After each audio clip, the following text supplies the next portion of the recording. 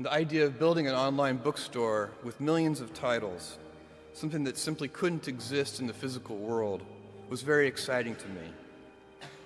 I just turned 30 years old, and I'd been married for a year. I told my wife, Mackenzie, that I wanted to quit my job and go do this crazy thing that probably wouldn't work, since most startups don't, and I wasn't sure what would happen after that. Mackenzie, also a Princeton grad and sitting here in the second row, told me I should go for it. As a young boy, I'd been a garage inventor. I'd always wanted to be an inventor, and she wanted me to follow my passion. I was working at a financial firm in New York City with a bunch of very smart people, and I had a brilliant boss I much admired. I went to my boss and told him I was going to start a company selling books on the internet. He took me on a long walk in Central Park, listened carefully to me, and finally said, "That sounds like a really good idea, but it would be an even better idea for someone who didn't already have a good job." That logic made some sense to me, and he convinced me to think about it for 48 hours before making a final decision.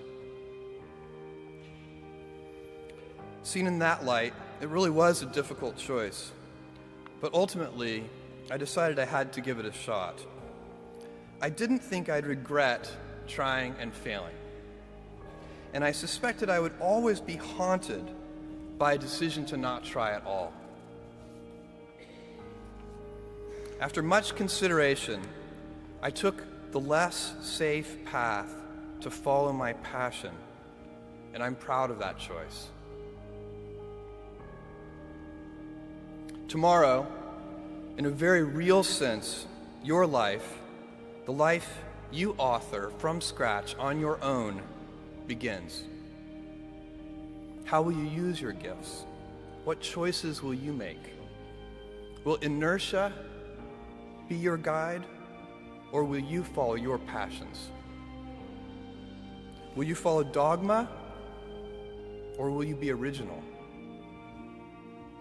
Will you choose a life of ease, or a life of service and adventure? Will you wilt under criticism, or will you follow your convictions?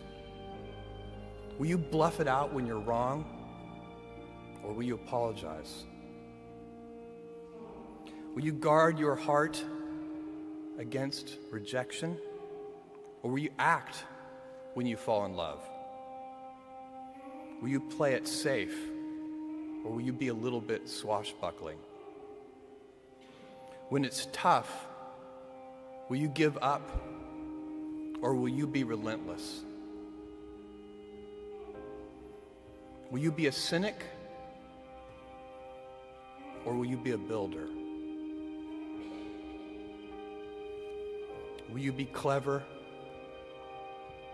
at the expense of others, or will you be kind?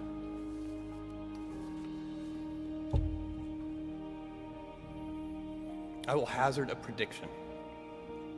When you are 80 years old, and in a quiet moment of reflection, narrating for only yourself the most personal version of your life story,